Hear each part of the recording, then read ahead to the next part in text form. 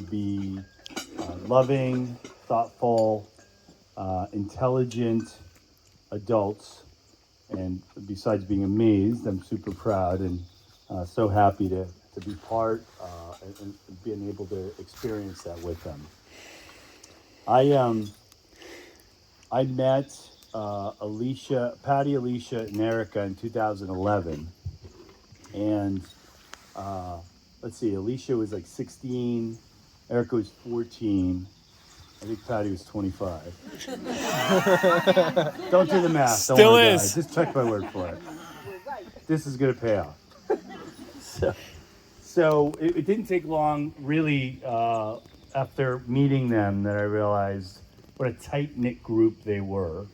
And if there was, I don't mean to give you guys my back, but if there was any chance of me being allowed to stay, I was going to need to get very comfortable with being a very distant thing number 3.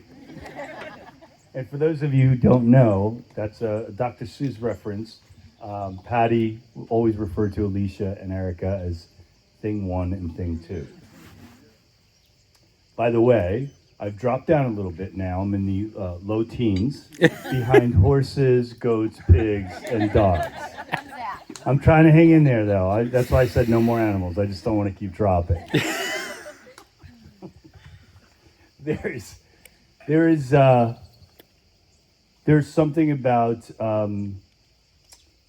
being able to see someone grow in front of you and experience the changes that they go through.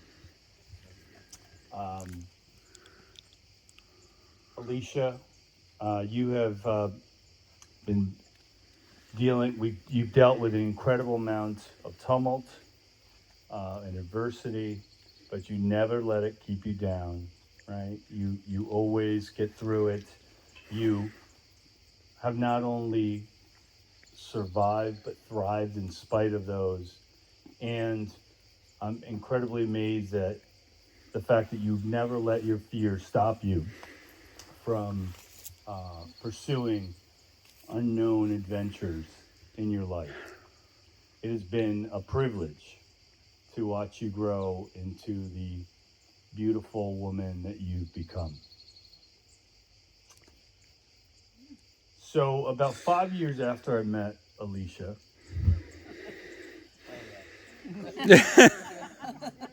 I met Zach.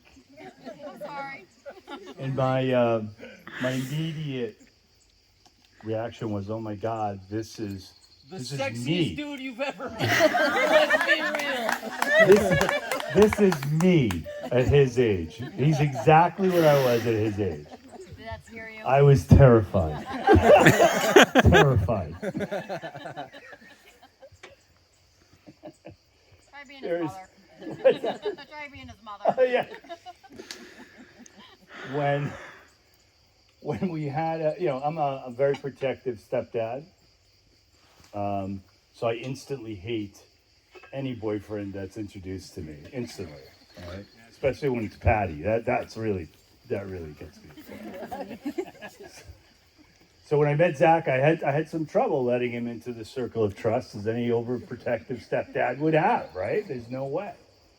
But it didn't take long to see that this was behind that sort of rebel without a cause facade. There was a real valuable, thoughtful, intelligent human being. He was just a diamond in the rough. A very rough diamond. I'm talking coal here, okay? This is like as rough as you could get. But it didn't take long for him to sort of find his way and for that great person to come out and flourish. So I would say, Zach, I don't think I could have picked a better life partner for my stepdaughter. And while you've always felt like you were part of the family, mostly because you ate everything at the house, this now makes it official. And you've seen the firm, right? Just move in and like never left. I'm trying to memorize the speech. I might have to go to my phone. So, let's see. Okay. So, you know, a significant moment like this, it would be remiss if we didn't reflect on, you know, the power and the importance of family, and the love that binds us and holds us together. And while your dad, Alicia, Erica, Kenny, isn't here physically, I am absolutely sure that he is here in spirit and watching over you like he will always do. Very proud of you all, and looking down with a smile on his face with who you are today. I can't find Kenny, but there he is. So, that leads me to the union of Alicia and Zach. Well, I've failed in relationships and I've done well in relationships, and what I will say is this: cherish each other, communicate openly. Don't just tolerate your differences, but celebrate them, because they complete you as the strong couple that you are today. I have no doubt that you guys are going to make a wonderful life together. Life is full of wonderful things, but it's full of adversity too. So, what I wish for you is that you experience to the fullest possible way the beautiful things, and lean on each other, more importantly, when things get hard. So let's raise a glass to these beautiful human beings that have made a commitment to each other and say, I wish you nothing but the best. May your love continue to grow and flourish and have many wonderful adventures ahead of you. I love you guys. Salud! Love you guys. Beautifully done, Rick. Thank The content.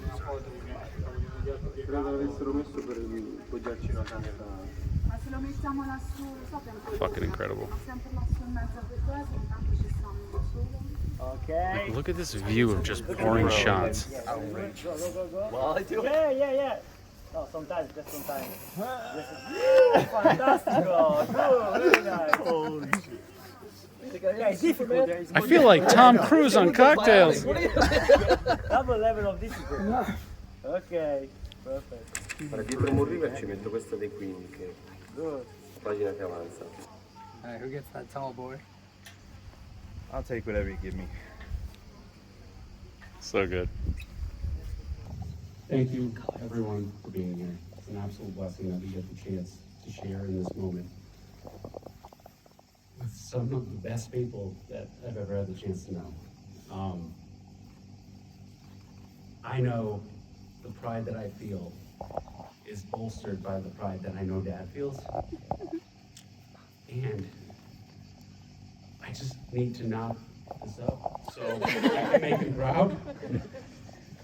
But I could make this very traditional and say what I've learned in a relationship and how I bolstered my marriage, et cetera, love endlessly and trust deeply and always have each other's backs. And while I wish all of that upon you, obviously, I'm not traditional. Dad wasn't traditional. And what I'm about to say is quintessentially Norberg. Growing up, Dad always used to say, life's tough, get a helmet. And I feel like that's very applicable. I mean, to most things in life, but like, if you actually take 1,000-foot view of it and look at it from a love and marriage and relationship and soulmate perspective, I think you guys did it. You guys found your helmets. You are each other's helmets. You guys protect and bring safety to each other. And if we could all do that in our lives, we'd all be better for it.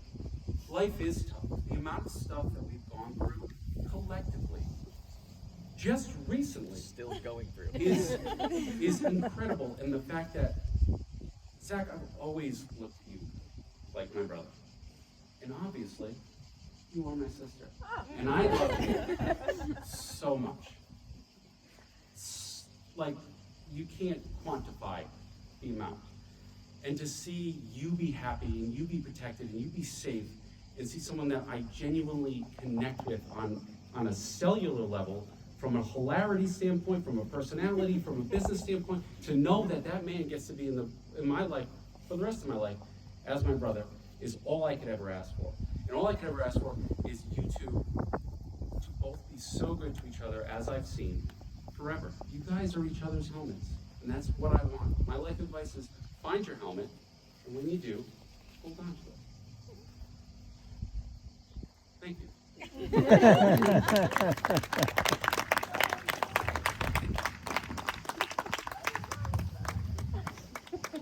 I love you guys. Hold you, let its vastness be undisguised in all your days. Now, Alicia will share her personal vows that she is prepared to give back. Alicia doesn't want to. Not a... No.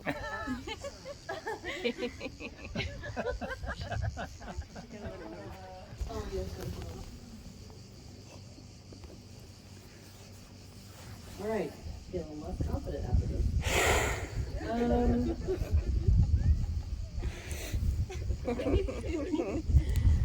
I am a far cry from a writer or a poet. So I'm going to start with two poems by Ruby Carr. Top cap. One about how I feel about love, and the other about how I see you. The first one is about love. I want you to wipe away everything you know about love and start with one word: kindness. Give it to them, let them give it to you. Be two heroes, equal in your life, and you'll carry empires on your back. This is something. This is Saeed. The universe took its time on you, crafted you precisely, so you could offer the world something distinct from everyone else. So when you doubt how you were created, you doubt an energy greater than us both. You bring an energy into the world that is so uniquely your own, and it lights me up from the inside out. You make me feel safe, and you always do everything in your power to bring me joy, even if that's waking up early to brush the snow off my car, or pumping gas on days that are way too hot. I'm so excited for every new day and experience we have together, and I'll never take that for granted. We are blessed with a loving family, incredible friends, and a future full of possibilities. You have filled up every space in my heart, even those I didn't think could be. You are loud, confident, argumentative, assertive, and driven. For yourself, your loved ones, and for our future together. You're honest, sincere, immensely supportive, and my absolute best friend and confidant. You are my dreams and my reality. And I promise to love you with all that I have, for as long as you have me.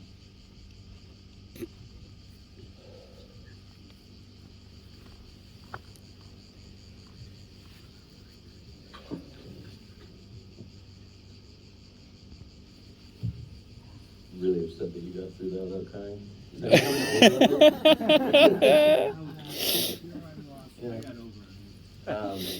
You know, you think that I speak for a living, that this would be easier. It's not. So I also started with a poem. Anyway, I would recognize you in total darkness, but you mute and I deaf. I would recognize you in another lifetime entirely, in different bodies, different times. And I would love you in all of this, until the very last star in the sky for found you. Mine is much longer.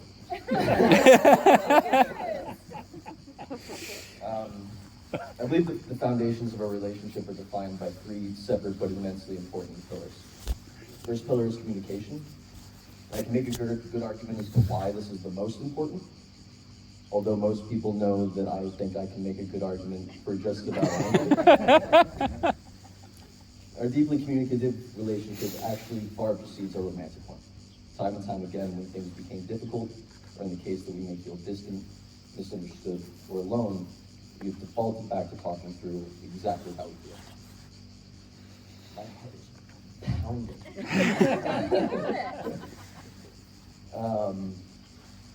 To providing one another the insight the other needs to better understand, better deal with, and better love the other. It's this pillar that first gave me the confidence that if all else failed, we would be able to talk it through. It has been while erecting this pillar that I've come to know you, not only as my deepest love, my best friend, but as the thoughtful, selfless, caring person that resides at your core. The second pillar is an aspiration to grow. In communication, we find our shortcomings, but it's our eagerness to learn, ameliorate, and to reform by acknowledging those shortcomings and working to become better for the sake of both ourselves and each other that has truly made the difference. I believe this aspect of our relationship has positively impacted me more than any other experience in my life thus far.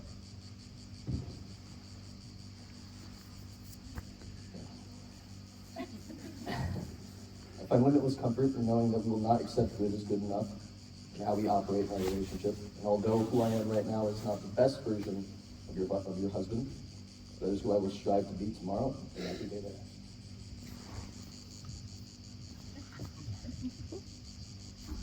The third pillar is our, shall we say, spirited banter. I think this is, of the three pillars, this is the most recognizable aspect of our relationship to our friends and family. I'm not sure if we've mastered that one quite yet, but because of the two pillars before, I know we will. You often say how everything is a joke to me, and for better or worse, it is probably true, and I do try and find humor in every scenario. But I think the thing I love most about our relationship is our ongoing journey to find what makes the other laugh. To push the envelope and dive deeper into what truly makes us friends. I think the most unfortunate and serious experiences in life, a lot of which we have experienced together, has reinforced this last pillar to me as being a necessary mechanism to heal and to connect. Because we've been through so much, but I still laugh with you. I think an honorable mention for a good fourth pillar is adventure. But I also thought 3 was probably good enough. And pillars in metaphor, as a metaphor in Italy, is a little over the top, so a little on the nose. So I think we'll let that one speak for itself. One of the lessons that your dad taught me, that I talk about with you often, is a change in perspective. And how he often said, we're not lucky, we're fortunate. Now, you and I recently discovered that the definition of fortunate is favored by or involving good luck, so so honestly, I'm a little upset we're never going to get to have that semantic argument with him. But that is what it is. So after our recent discussion, I've grown, which if you're keeping up, that's the second pillar. I've grown to understand that our love is not a byproduct of luck, but of an intense auspiciousness with just a touch of fortune. I never believed I could love so deeply, and I will love you more every day until the last. I love you as my friend, my wife, and sometimes my therapist. I promise to give you everything that I have and everything that I am. I promise to work tirelessly at living up to my potential, both as a human being and as your husband. I promise to always treat you as my equal, to hear what you say, to love you as you come, to support you in all that you do. And finally, I promise to keep building and upholding those 3 pillars. I wish I loved this moment, but I'm equally excited for every moment to come.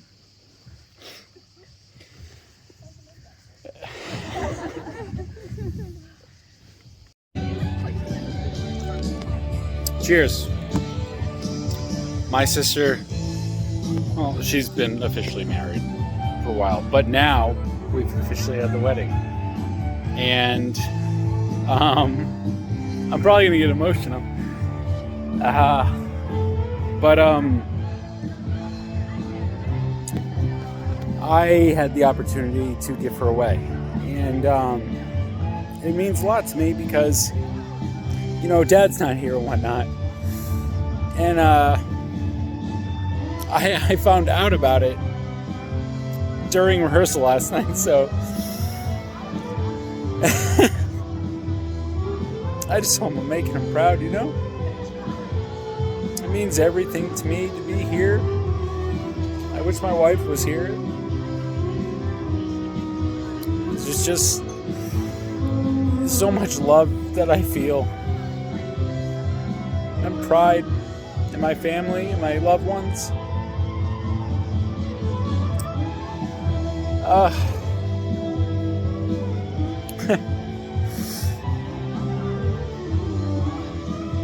Yeah, it's beautiful across the board. I couldn't be happier or feel more blessed.